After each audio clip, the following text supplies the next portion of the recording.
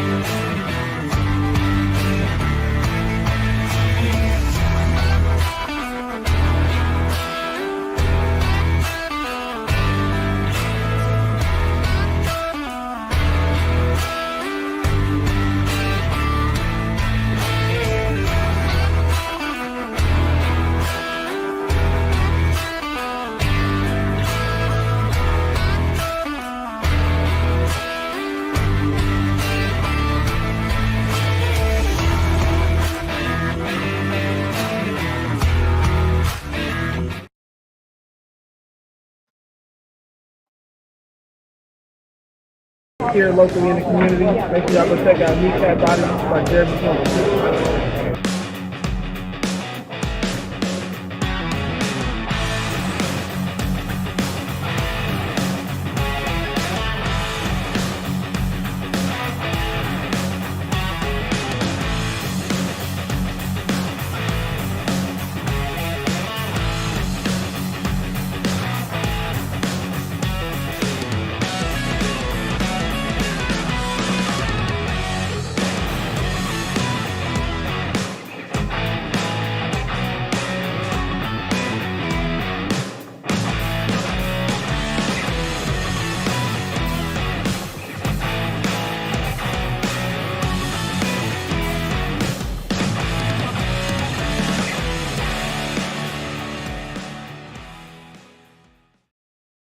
Good afternoon, gentlemen and ladies, if you're in attendance.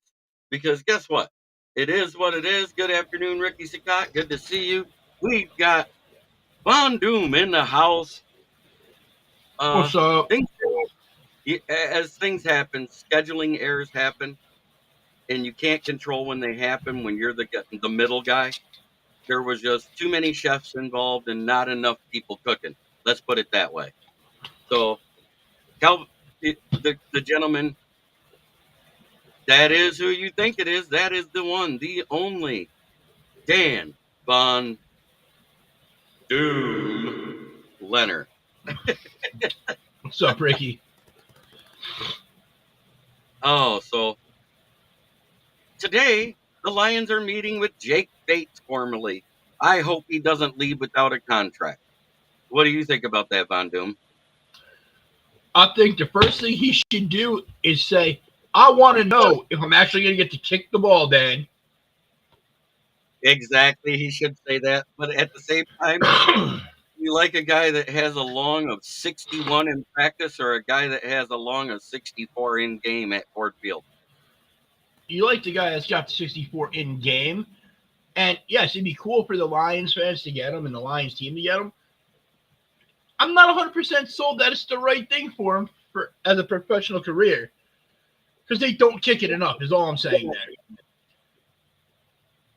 Brent says, good afternoon, JV and Von Doom. I am 100% in on getting Jake Bates here. I trust him more than Michael Badgley. I will say that, whether indoors or out. The guy's got a cannon for a leg. We thought he was a machine till he went outside. He's missed 3 of his 6 attempts outside. 7 if you include the playoff game. But in the regular season, he missed 5 total kicks, period. 5 out of 21 attempts. That's pretty freaking good. How many? 5.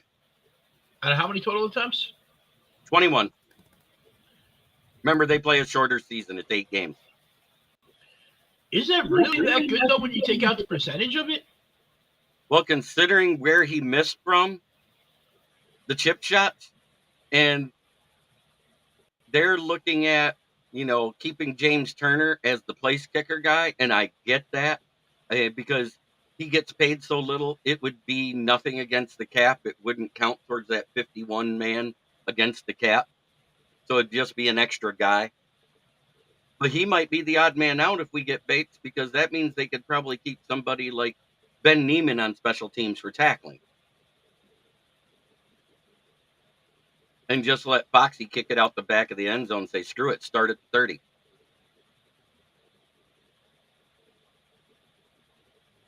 Makes sense. Will Vogel in the chat. Yeah, and I want to apologize. I know I hyped it up. I wouldn't give any more names out on who it was supposed to be, but he cannot be here today. And it's a sad day for me in Von Doom. Yes. Yes, it is. When Badgley kicked the 54-yarder, I was shocked. We need someone who can do that easily. Absolutely. I agree with that. And somebody that's actually made those 50-yarders outside. What's weird is, you know what ones he's missed?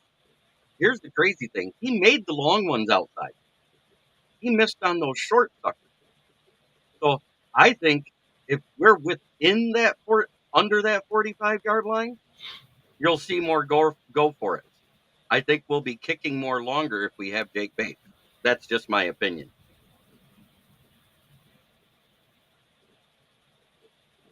We're talking about a guy that practices kicking 70-yard field goals. Dude. Practices doing that and doesn't quit till he hits at least 3. And he's usually 3 out of 5 at worst. That's nuts. Yeah, rest in peace, Jerry West. NBA lost a legend today. So I guess there's at least he was old, though. A current player going through a divorce because he had like 10 paternity suits against him come up over the last month, and now he's going through a divorce. Tyreek Hill? Say what? Tyreek Hill? I don't know the name of the guy. I just heard a little bit about it. And so this guy's going to end up probably, as he retires, with no money as an income and like $300,000 in child support due a month.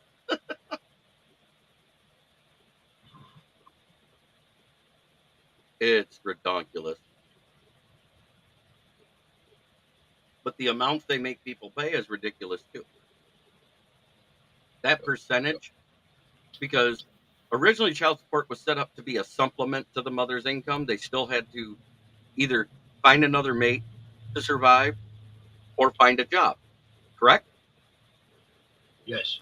And the percentage used to be like 10 to 15% of an income, which sounds like a lot, but it really isn't. Now they base it off of 25% of your current income and up to 49% if you're behind. Well, you're automatically behind if you didn't know you had a kid, right? Yeah. Because it starts from the day they're born. So they'll take a guy who didn't know from a one-night stand that he had 5 years ago. It was found out that they're the father, and they're automatically 5 years behind, and they go ahead and set it and then add the arrearages. And then next thing you know, a guy that makes $400 a week after taxes, he's only going to make $201 a week.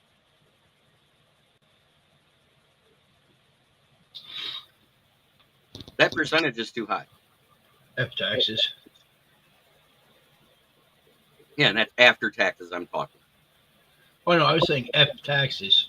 Oh, yeah. The personal income tax was the worst thing Congress ever did. If we are going to get the best of the best, we definitely need Jake in the building to at least try to make the 53. Nothing but the smoke. Good afternoon. The good news that came out of this, because my guest couldn't be here because of the scheduling snafu, Lions Talk with Smoke and Jeremy B on Monday, August 26th will be live on location from the Beaumont Children's Hospital's golf outing in Detroit on Media Row,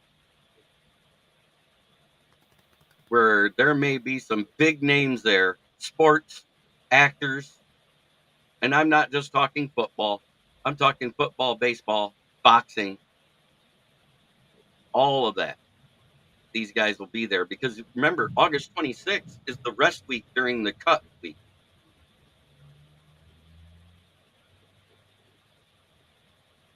You know that? Yeah, that's the week before the start of the regular season. And I've heard there are some current and former Lions players going to be there. I'm not naming any names on the show because I don't want to get into that PR mess again. But like, as far as actors go, it's ran by Donnie and Mark Wahlberg. They set this up, started it a year ago. This is the second one. And last year they raised $3.5 million for Beaumont Children's Hospital in Detroit. It's a great charity. It's almost like raising money for St. Jude's. It's a children's hospital. I'm all for it. I'd love to be there. I might try to take some stuff down to raffle off to make a donation.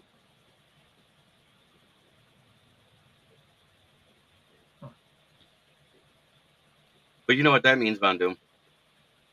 I gotta make shit. No, I need my podcaster table. Somehow. Yeah.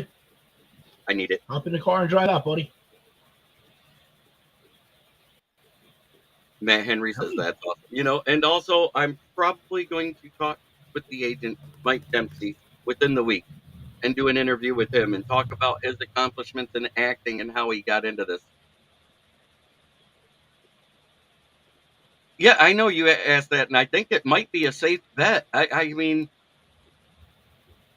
that could be a huge boon. If he gets the 4 interceptions, great. Which good corners that come out of college, don't they average about 3 to 5 interceptions, Von Doom? Yes, they do. So and he's playing CB2, not CB1. I could actually see him getting that, couldn't you? Arnold, 100%. Okay. And hello, Ralph, our resident Pittsburgh guy. And speaking of Ralph and Will, are you guys in for tonight? Smoking Dad in the building. On time. I love it. Good morning, sir. But Jake Bates is in the building. He's projected to have 2.5.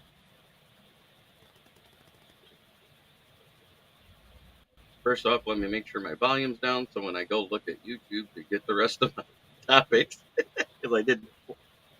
Hello, all. Hutch had more interceptions than Sauce Gardner last year. Yes, he did. Yeah, but how many catches did Hutch let up compared to Gardner? He wasn't in coverage when he got his interception, so you can't ask that question. Sure you can. He was in coverage on one play and got an interception, so he let no players get a reception. How's that? I remember when he dropped back in that zero blitz look and intercepted Justin Fields? Does that even count? It was in coverage. He dropped back, and Justin Fields looked at his number 1 wide receiver, and he just jumped up and took it. And actually, no, Ricky Saccott, they did start throwing at him last year, and he actually got burnt a couple of times. He did finally give up 2 touchdowns in his career. Oh, awesome. Hello, Ralph. And currently, we are sitting at 448 subscribers. Yes, you are? Good. DD, an interception is an interception. There you go. Is that along the lines of that whole $20 thing? Yeah, pretty much. So I saw that a couple of podcasters have put up some way too lofty goals for Jameson Williams. And I personally feel that is a pump the brake situation. What do you think there, Von Doom? Yeah. They said 70 100% receptions. They said 70 receptions, 1,300 yards, and 10 touchdowns.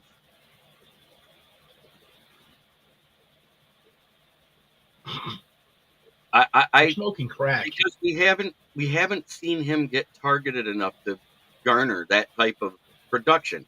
I still think it's closer to 45 to 55 and 700 plus yards and 5 to 6 on the top end, maybe 8 touchdowns total with his rushing play. Do you agree with that, Von Doom? If he's healthy all year? maybe if he's healthy. I do not see him hitting 1,000 yards or 1,300 like these people are saying. He's not the number one wide receiver. That is number one wide receiver in numbers. He is not. He's not. He's going to be the third option in the passing game, if not the fourth. Because you're going to go Ra, Laporta, then possibly him, if not Gibbs, taking more catches than he gets. And Matt Henry agrees that's some rather lofty expectations. Nothing but the smoke, and I believe that's Neil. Interceptions are overrated when evaluating a cornerback. They are. You got to look at everything. QB are against. Were they in man? Were they in zone? What was the route? There's been trick plays every year, Will Vogue. So yes, I do expect trick plays because that's something Ben Johnson is really good at drawing up. Do you agree with that assessment too, Von Doom? Ben Johnson.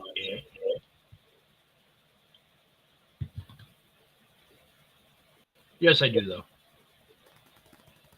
I mean, you can go if you want, but wouldn't you love him if he was the OC of the Giants right now? No. No? No. You don't like him, huh? No. I wouldn't like him as my offensive coordinator. I want an offensive coordinator that'll focus on the offensive line and the run game first. I want the passing game to be a secondary option. Now that the draft is done, the schedules are out, and we have everything else, I think it's time to... Oh, it's Bistrilla de Thrilla. Yes, sir. Awesome. Bistrilla, would you like to be on tonight? I'd say JMO is a 6,806 is more realistic. I'd say that's the high end. I do. I say that's the high end of targets with reception. That could be the highest he gets. I'm thinking 45 to 55, 700 plus yards, and 5 to 8 touchdowns is a realistic expectation to think that he'll get in his first full season of production. Because we have seen 9 p.m. Eastern, just like last week.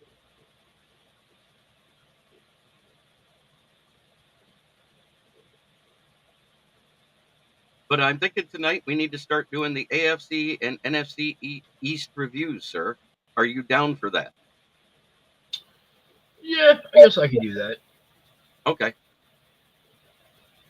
So happy when it's a big panel. I look forward to every Wednesday and Friday. Yes, sir. I like having a huge show when it runs smoothly. And Matt Henry, he goes, we're in the same ballpark with JMO JB. Okay. I think to expect anything less than 45, which is just under double what he did last year in his 11 games, I think to expect more than that as a floor is wrong. Don't you? Yes, sir. Okay. And I think the ceiling, we don't know what the ceiling can be because we haven't seen him for a full season. If he stays healthy and he starts getting on fire and Goff actually makes a connection with him, all bets are off on what he could do. But we got to see it. If we see him catch like 6 out of 7 and get 100 yards game one, I'll be the first one to say, hey, JMO's it. Do you agree with that assessment? No, I'm not going to give it to him after one game. How many guys flash for one game? No, that's true. But maybe if he goes through like week 6 and he's on pace, he's got like 500, 600 yards through week 6, sure, maybe. Right, I'm just saying if he does that and it continues and it gets that way, because once Goff trusts you, he trusts you, correct? We've all seen it. Once he trusts you. This is what I'm looking forward to. How many interceptions Goff throws through week 6? Right. Does he go back to what he was doing the year when we had the horrible defense, when he really wasn't throwing interceptions? Remember, he only threw 7 interceptions all season. Look how bad he was the year after he got his last bag. Okay, to answer this question, it says, who's better, Ben Johnson or Jim Bob Cooter? Jim Bob Cooter has the better name, but Ben Johnson's the better offensive coordinator. Now, if Ben Johnson's first name was Bendy, he'd have just as good of a name. Bendy Johnson. Or what if his middle initial's D and it stands for Dover? Well, then he's going to be must be loving this month, huh? Well, I'm just so glad that Dan Campbell and Brad Holmes got the thumb drive back from Will Harris and Benito Jones that kept them on the roster, because we can officially say there's no turds on the roster this season.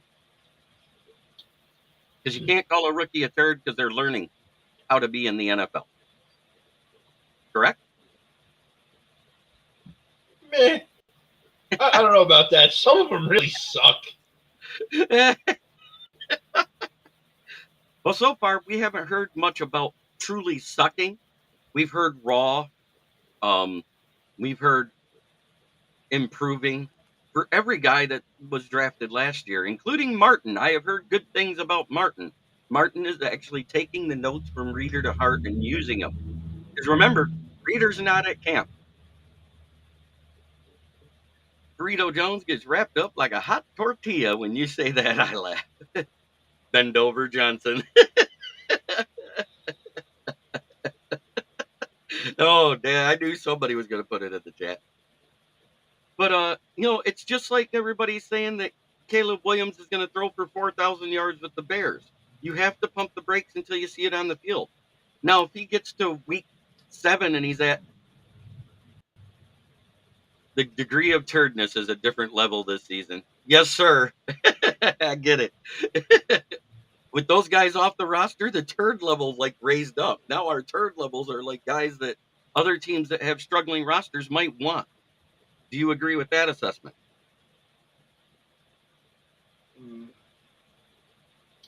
You know, who though? Like the Panthers?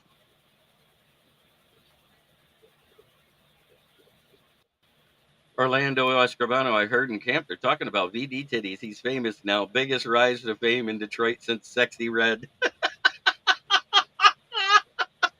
Damn. Well, shit. I wish my titties was getting paid like her. It would kind of be all about how he flashes. Full route tree kind of stuff. He can do more than corner, post, and go. Josh Reynolds was a weapon over the middle. Can J-Mo do that routinely? Well, yes, he can. How he was used at Alabama, if you go back and watch that. He did more slant routes, mid-ins, mid-outs, hook routes, stop routes, stick routes. He was doing all of that at Alabama. And he played the inside more at Alabama because they had Devonta Smith, right? And he was their deep threat.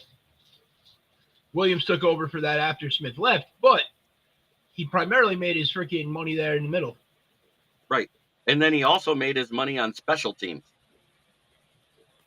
I'm sorry, when you take 1 of 5 kick returns to the house in your career starting there, you've got a pretty electric career. And who knows, we may use him in that new system. And I wouldn't be surprised if we do, because Dave Bipp likes to draw up plays for the special teams too. Granted, I wouldn't use him often, but in a game late, with the game on the line, I saw there's a pitcher for Clemson. Last name is Titsworth, and guess what? He wears 00 as a number. Oh my God!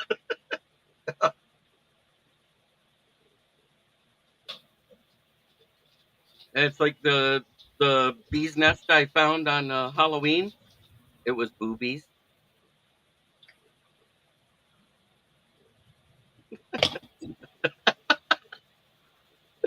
Oh, bad dad jokes. Aren't they great? Orlando over there is still obsessed with my tits. God damn. I know. He just can't help it. He needs to donate. That's all it is. Orlando, you got to donate if you want to keep talking about VD titties. Yeah, man. You're making me feel really cheap. With Laporta and Ra work in the middle, over the top is an absolute need. Often, J-Mo must get that timing down, and boobies. Yep. Okay. Orlando, I need a $5 donation every time you mention VD titties or boobies on the chat from now on. I hope God can feel comfortable enough to throw the deep ball to J-Mo. I do. There has been some pretty good videos coming out of camp of him doing it so far, so that makes me happy. And it's been but half of those that were thrown were either caught or intercepted. There was no in between. Mm-hmm. Right, which is a testament to how much better the secondary is too. We can blame Goff for it, or you can say It sounds as good as Ken Ball's itch. Yep. You know, I hopped in Yeah. a discussion today about Jahmyr Gibbs. Somebody's saying that Aaron Jones is better than him. I'm like, the only place you could say Aaron Jones was better than him or is better than him is when he plays Dallas or the postseason. Right. And in all actuality, Gibbs had a pretty solid postseason. It just wasn't great. Correct? Yes. Okay. And which team made it further in the playoffs? Asking for an inquiring mind. Was it the Packers or was it the Lions? Might have been the Lions. It might have been the Lions. Okay. Just checking. I'm checking for inquiring minds. Wanted to get that out there. I'll be back in a second. I gotta make a call. I just had a missed call I need to respond to. Yep, no problem. Go ahead and mute yourself, buddy. So, yeah, Dad, I heard the balls itch thing when I was in high school. Being the new guy as often as I was in high school and in middle school and in elementary, I heard it all. But everybody quit saying that after I took conversational German my senior year, because when the teacher goes, Mr. Paulheik, I said, yes. He goes, do you know what your name means in German? I was like, no. And he goes, it means rich balls. And I've used that ever since.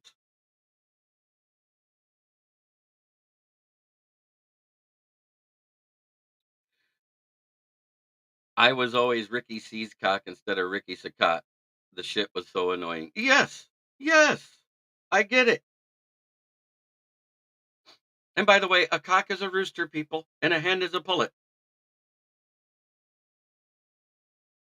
And a burro is an ass. So those are all legit definitions of those words in the dictionary. So they are free to say these days. So if a guy was walking carrying a rooster and a hen, could he say, could you hold my cock and pull it?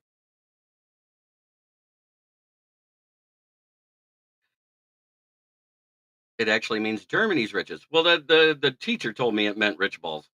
But that's cool. Either way, it has to do with rich, is what I was getting. But I used that to my advantage the rest of the school year that year, when I took conversational German. I said, you guys can say anything you want. You can't hurt my feelings now.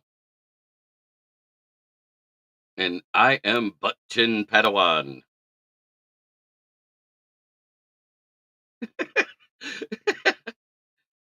It's Ricky C's rooster. Put that in the chat, people.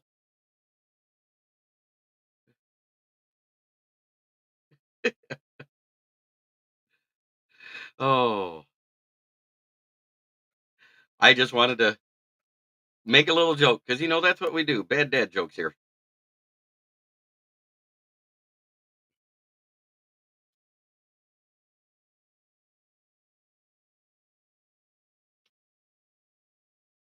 Yes, sir. Matt Henry, welcome to the Do Crew.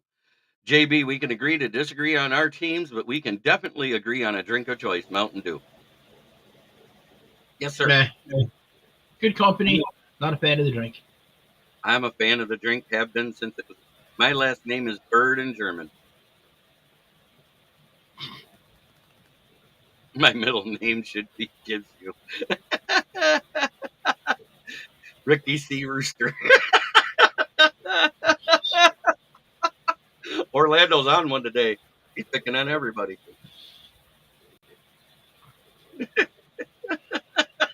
C. Rooster for short. So Will gives you Bird. I know. I knew what you meant. What you really meant is, well, never mind.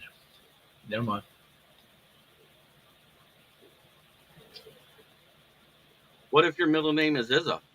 Will is a bird. I could be too.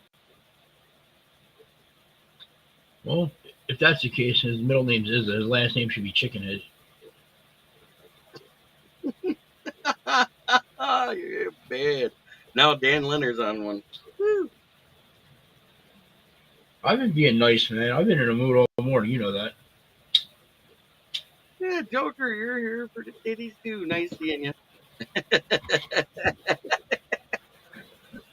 He calls Will the Joker because of that big grin he has. Mm. If you knew where he had that rooster stuck, you'd understand his grin. And what's funny is Mountain Dew is no longer the most sugared drink out there. It may be one of the most sugared sodas, but it is not the most sugared drink out there. Do you know what has more sugar in it per What? serving? No. That Nestle's Green Goodness crap that they say is healthy for you Yeah. has 3 times the amount of sugar per serving. Wow. No, you should check out the new Mountain Dew flavors, man. They got that Star Spangled Splash one. The heck was that thing called? A Freedom Fusion and a Liberty Chill. They got a whole 4th of July thing going out there, all red, white, and blue. So we're going to do the AFC East, which consists of the Bills, the Patriots, the Jets, and the Dolphins, correct? Mm-hmm. And then we're going to do the NFC East, which is your team, the Giants, the Commanders, the Cowboys, the Eagles. I think I did them in the order of your hate list.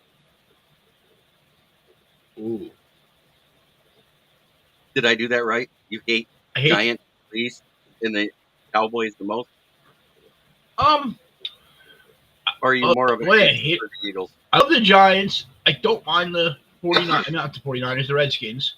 I hate the Cowboys most as a team. I hate the Eagles fans and GM most as fans and GMs. Okay. So they're both at a kind of a tie of which team should get hit by an asteroid first. So my list was right, in a sense. Because I could have flipped Eagles or Cowboys at any time, right? Yes. Okay. I did it by the order of love to hate. We are the only modernized country that hasn't banned high fructose corn syrup. You're absolutely right. And there's more of it in those green goodness, blue goodness, red goodness drinks than in any soda on the market. Even more than Jolt, which is the only soda that has more than Mountain Dew.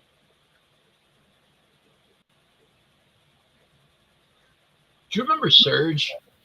I remember Surge. God, it was kind of awful. It was, but that had a very sugary taste to it as well. Jerry Jones is looking like the old preacher in Poltergeist. He's coming back to haunt that team if they don't win. Hey, he got his wish. They won when he asked for it.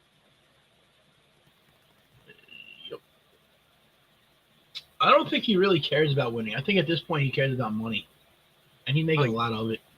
Mm-hmm.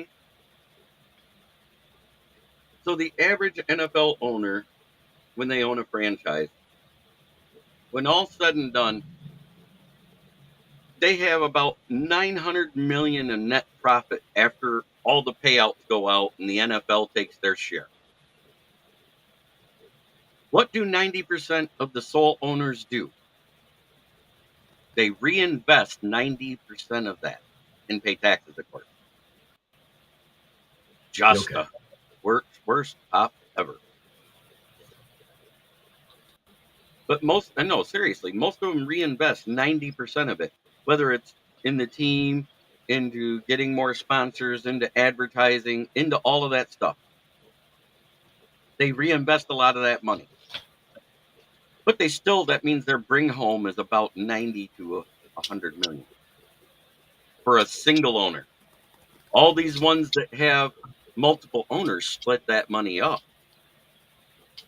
So there might be a reason why some of these teams stay at a poverty level and some of them steadily get better when they have single owners. Unless you're a Miami owner in baseball. Dude, Miami is the best minor league team to be the pipeline to players in the major leagues. Yep. That's what I look at them as. I don't care about them as a team. They just freaking create players that go become stars other places. Yep. Them in Tampa Bay. Correct. They are Miami is the Tampa Bay of the National League. It's funny how they're both in Florida, right? It is, but like they both have great farm systems. They develop players great, but they don't have owners that have enough money to freaking really go compete. It's as bad as the Pittsburgh Pirates owner. Yeah, I mean, the Pittsburgh Pirates do the same thing every year. Don't they come out hot and then fall apart?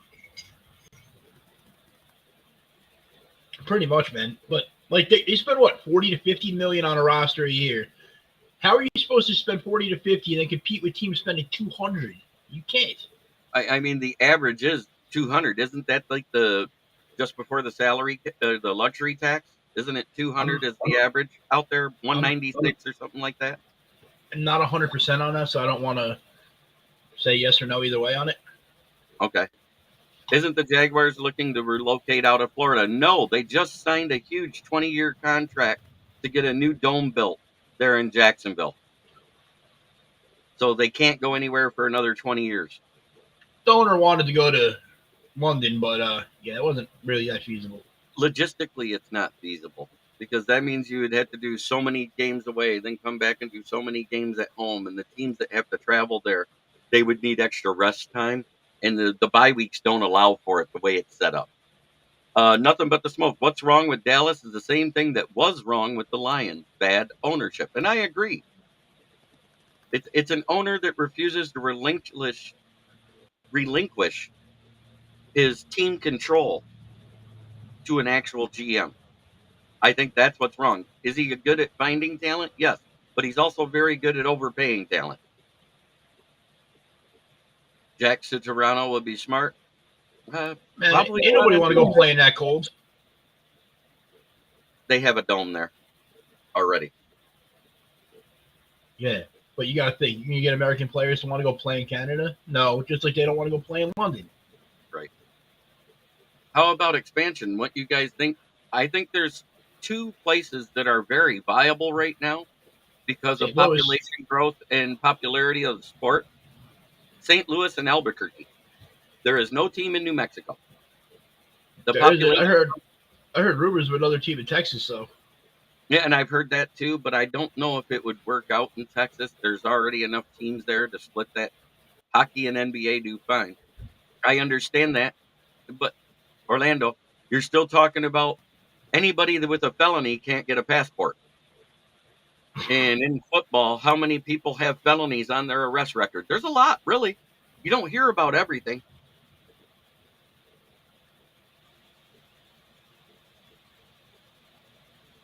So there's that.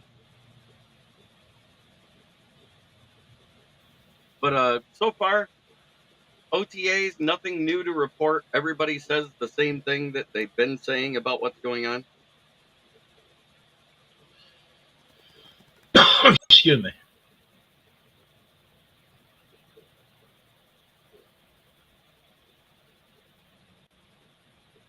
So who do you think is going to be the first cut before training camp? Because you have to be at a 90-man roster. If we sign Jake Bates, there's two that have to be cut. Who would it be? I know who I'd cut right now because we have enough depth at the position. Kendall Vildor. See ya.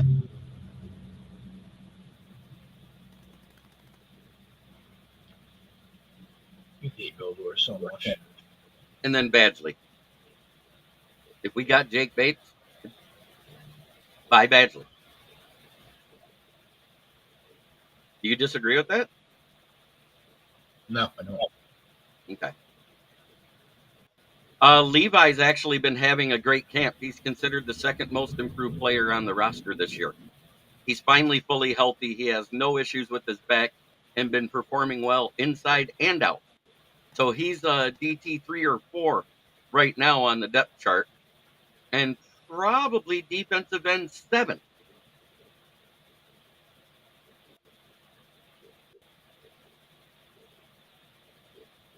So, yeah, if Levi wasn't performing at OTAs the way he's doing, but we still got to see it in-game in the preseason, he would probably be one of the first ones out. But seeing how he has been performing, and the Terrell Williams gave him a glowing review in his presser, I think he may be sticking around. Mikai Wingo's been having a decent camp. Matthew Betts has been having a great camp. Everybody's talking about his great bend and his elite change of direction skills. And what's funny is last year we heard the same thing about Houston. Remember this? Mm-hmm. When we were talking about it, Von Doom? We did. Depth battles are going to be fierce. You're absolutely right, Mike Fisher. But we heard the exact same thing about James Houston last year.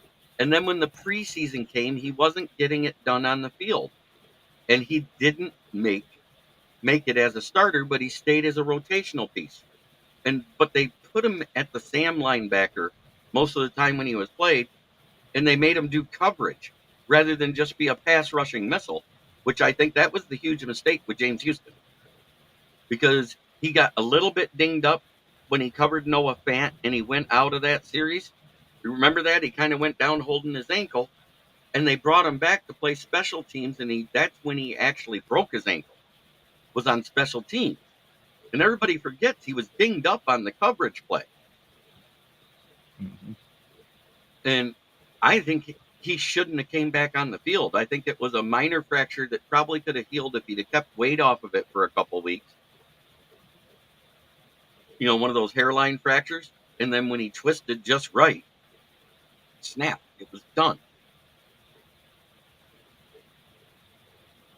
And wide receiver 4 is the biggest battle on this team right now. Wide receiver 3, I think it's coming down to Khalif Raymond and DPJ. But wide receiver 4 is between DPJ, Antoine Green, and a couple others that have a chance to make this roster, because Traquan Smith has been looking like the contested red zone guy we've been wanting. Caden Davis has turned into a deep threat. So there's some depth here that we haven't even been thinking about. Everybody says, oh, Isaiah Williams is the lock because of his special teams value, but he hasn't done much as far as the receiving side of it. So, and we tend not to like it or keep one-dimensional players. Everybody thought Khalif Raymond was just a returner when we first got him, and he started becoming clutch at the end of the first year when the play calling changed. We all saw it.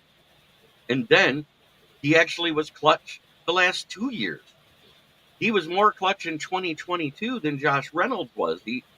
If you look at his catch rate and everything. And in the beginning of 2023, Josh Reynolds looked like he was the second coming of Amon-Ra with a little more speed. And then he fell apart as the season progressed.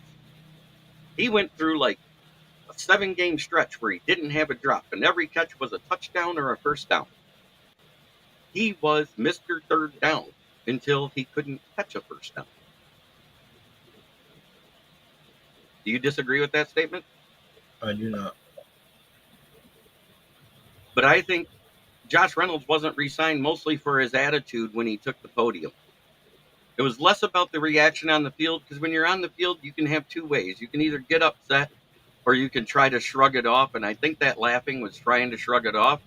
But when you go into the presser and they ask you specifically about those drops that you had in those key moments, and your answer is shit happens and giggles and walks off the stage, that's a bad look. That shows as though you have no competitive drive in your body whatsoever in a clutch situation, in a big-time clutch situation.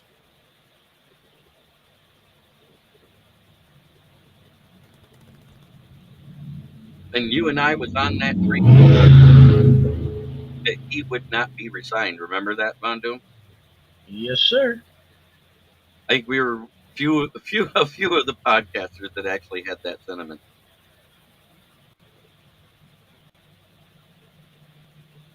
Levi's the Lions Lazarus. If he makes the team, he's back from the dead. So far from what I'm hearing from Terrell Williams and reading from other beat writers, he just may make this roster. And at DT, we're actually a little bit thin if you think about it. I mean, you got Pascal and Kaminsky that can play on the inside, but they weren't true DTs in college. You know what I'm saying? They were defensive ends that could play. They did limited snaps at DT. Whereas Mikai Wingo was a DT that could play defensive end. So that's a little different. Levi Onwuzurike was the same thing. I think he was a DT his first 2 years in college and switched to D end his senior year because they finally got guys bigger than him to be DT, but he still rotated in when one of those would have to rest. So, there's a big difference when you hear that. It's just like, these are the things that I question. It's going to be fresh meat rotation all day. Yeah, I mean, think about it. For run stuffing, you got Pascal, you got Kamitsky. Betts is a run stuffer in the CFL. We talked about that when I went over game film with you, Von Doom. Remember that? I do remember that. So those guys are all good. James Houston is a negative in the run situation. Marcus Davenport, he's okay, but he's not great in run situations. He has a tendency to over pursue, like most great pass rushers do.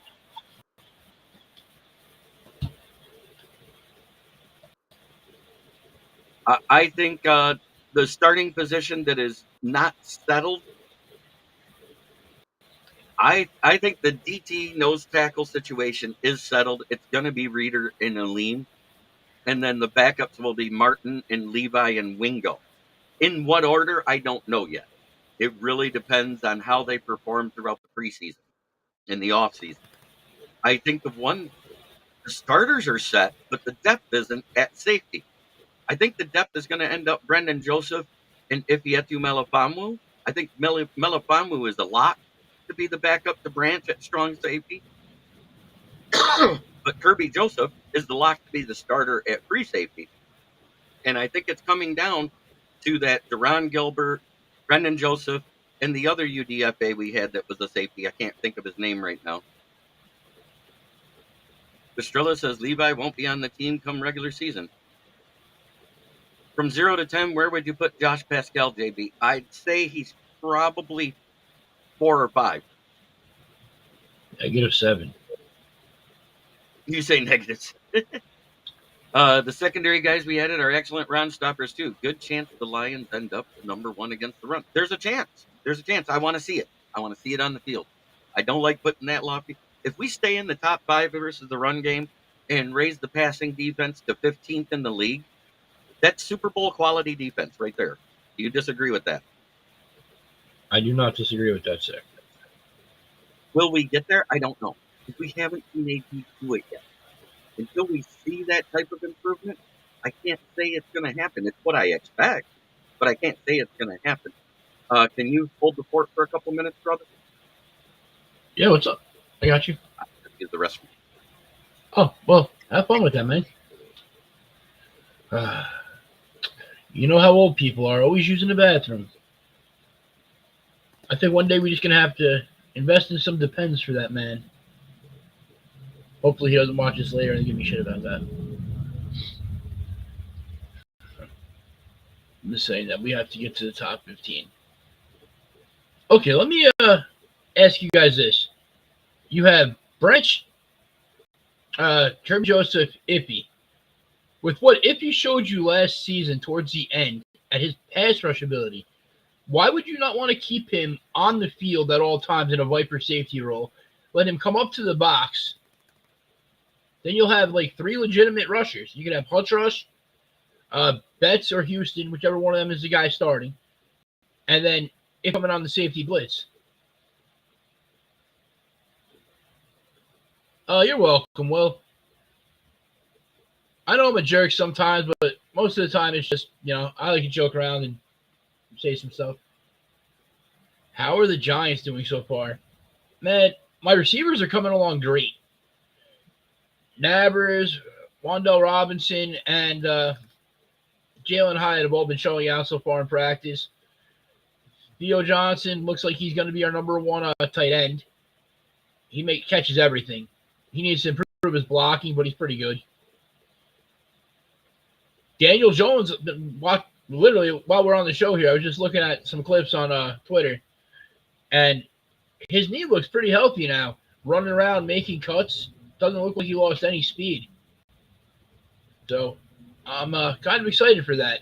I really do want to see what he can do with the upgraded offensive line and weapons. I know me and everybody else wanted to just write the guy off and send him away.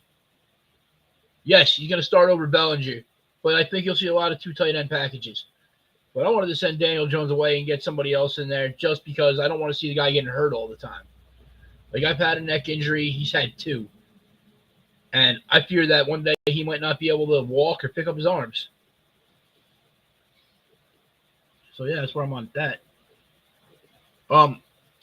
Defense, Deontay Banks is still Deontay Banks. Drew Phillips, though, is impressing a lot of people in the camps. He's had a few interceptions now. He may end up being the number 2 corner ahead of Cordell Flott. Johnson out of Penn State, yes, sir. And what's his name? Tyrone Tracy Jr. has been spending a lot of time with the ones. There's a chance he's going to split a lot of carries, especially on the passing downs, where Devin Singletary is more of a between the tackle kind of runner. He's going to give us the same production that we got out of Barkley last year, like 900 yards, 6 touchdowns in that range. But we got Tyrone Tracy and then the kid they call Turbo out of West Virginia as an undrafted free agent. We picked him up because he couldn't enter the draft because of something that happened with eligibility or whatnot. Those two have impressed me a lot this offseason. Can the Giants beat the Cowgirls? Man, honestly, I don't see why they really couldn't. It's all going to depend on what the secondary can do, if they could hold up. They added Brian Burns to help the pass rush, so that should give the secondary less time that they have to cover. I think the offense will be fine. Dallas's running game is nothing. They got 80-year-old Zeke and then Deuce Vaughn, who's like 2 foot tall, and Rico Dow. And none of them are going to run up the middle against Dexter Lawrence. Like, it's just not going to happen. And I'll say this right now, Dexter Lawrence is the absolute best defensive tackle in all of football. Yeah, we hope everybody beats Dallas, man. It's Dallas. Nobody cares about them. Theo Johnson, yes, is probably going to be their starter. He's been showing out this camp, from what I understand. Isn't that correct? Yep. So is Wan'Dale Robinson. Mm-hmm. Yes, Lawrence, your Clemson guy. Dude, he is an awesome person, too. What was it, like 2 weekends ago, he had his charity softball and dodgeball game. They raised $60,000 for some children's hospital. That's awesome. Mm-hmm. And you know what? As much as I want to poop on Barkley, he donated every piece of Giants equipment, jerseys, helmets, like 50 pairs of cleats and everything like that to the super fan license plate guy so that he can auction them off to help charities that they are about. And nothing but the smoke comes in and says Giants probably won't beat Dallas, but games will be closer than they were last year. I agree. Their run game, when Pollard was healthy before the injury, that run game was looking pretty good for Dallas. And everybody forgets, once he got hurt, the run game became anemic and they had to depend more upon the passing game, which is why defenses were able to stop them more, and they stopped scoring so many points after a while. Remember that, Von Doom? Yep, but the running game didn't get any better. Yeah, I mean, they got a guy that averaged less than Josh Jacobs last year. Josh Jacobs only averaged 3.5 yards per carry last year. Yep, and they brought in Zeke. And what's Zeke going to do? He ain't fast enough to get to the outside anymore, and Dexter Lawrence will eat him. And remember, their interior O-line is in a transition of flux, too, correct? Didn't they Yes, just? it is. So they lost their all-pro center and one of their guards, right? No, they lost their center Oh, no, and their tackle. Yeah, but because of that, they're moving people around is what I'm getting at. Yep. From what I heard, their guy Terrell Smith is staying at left guard, so that's a good spot for him. They drafted Cooper Beebe, who's probably going to be the right guard. I don't know who the heck they have planned to play left tackle. That's going to be a big question for him. They did draft one, but I don't know if he's ready to start yet. Yeah, what's his name? Pardon? Because I remember you reacted to it and you said, well, that might be a good pick, but down the road. Graham Barton. Yeah, Graham Barton. Brent, don't ever put the word guarantee on that because they have play him in Dallas. Tyler Yeah, Guyton, that was it. Tyler Guyton. Yeah. Who took? Oh, the Bucks took Graham Barton. Buccaneers, right? Probably, maybe. I don't know. Yeah, they took him My just memory's before. shot. Yeah, it was Graham Barton to the Buccaneers. Solidly good pick with their retiring All-Pro center there. I mean, that's a really good pick because he can play all three positions on the interior O-line. I think that he may be able to step in and be a starting center.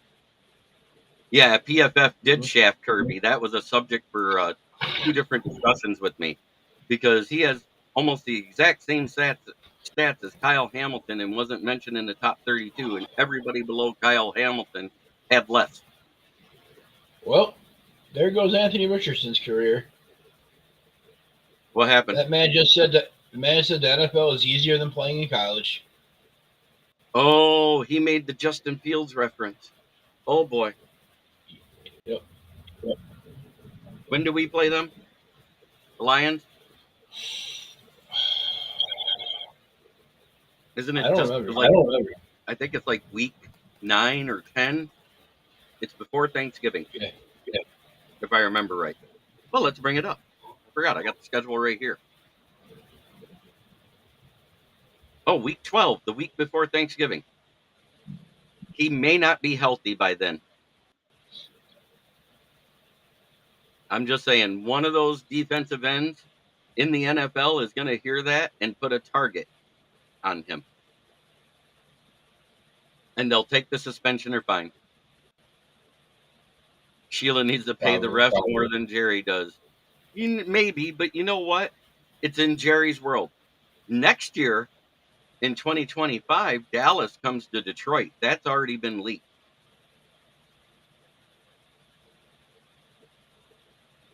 And so if we don't beat them this year, we're smacking the out of them next year. Because it's in our house. Dallas hasn't fared well when they played in Detroit.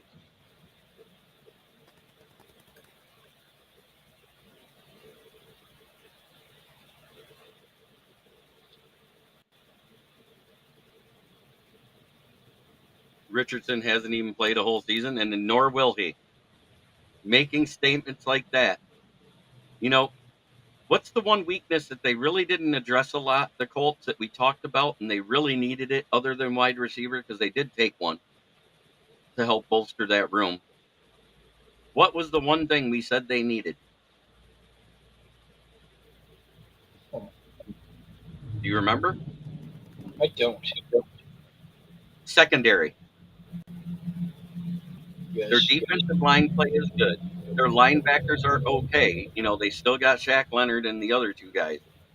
But their secondary has been awful, which is why they might make the playoffs and get a first-round exit.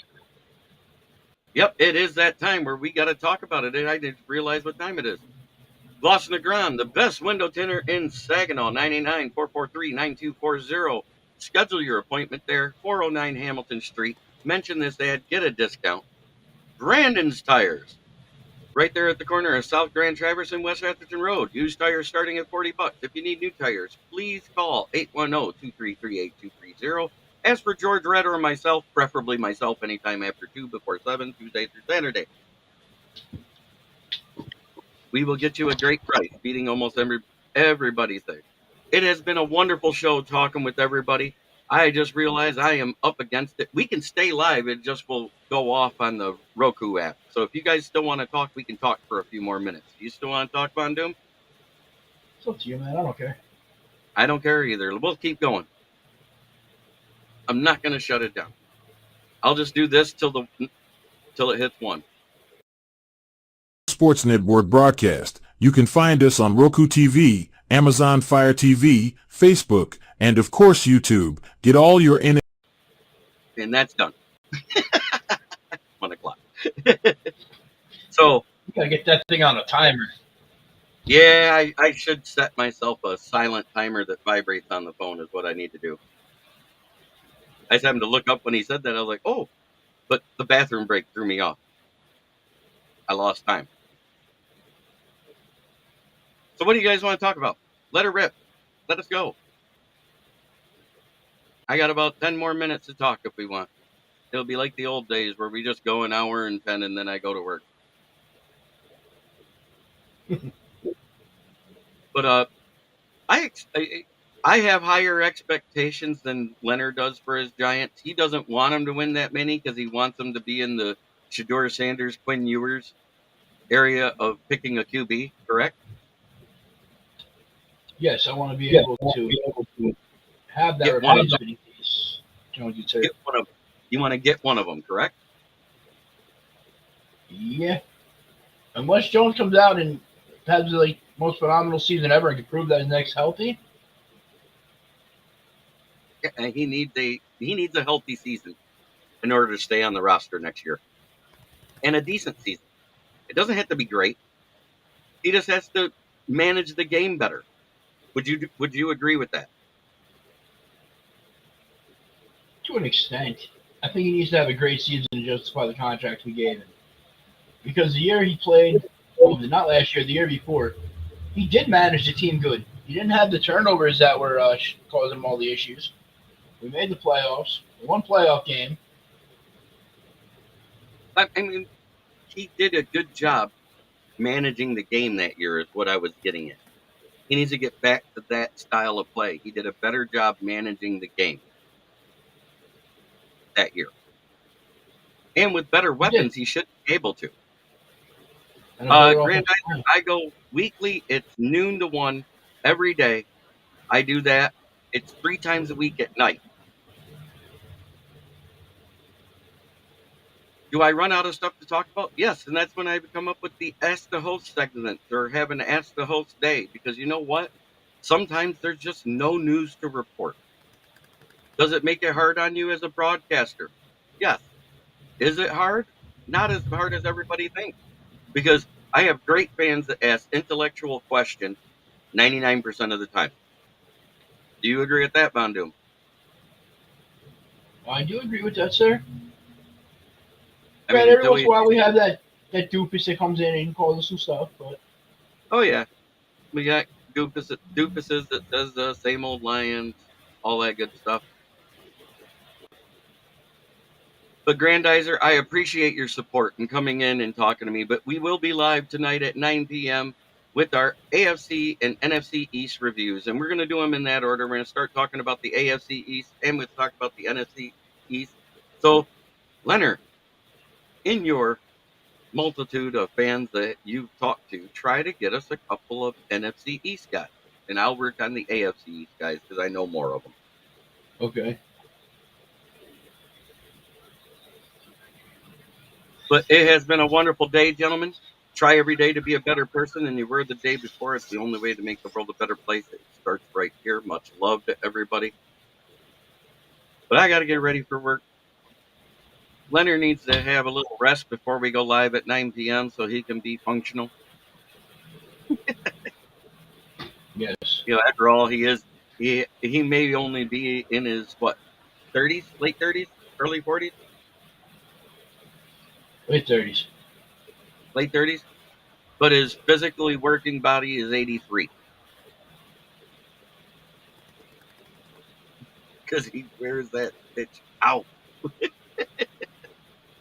But thank you for watching, everybody. And I'll see you tonight, Bistrilla. I'll make sure I send the link between 8:30 and 8:45 so we can do our little talk, go over the subjects and everything else. Have a great night, everyone.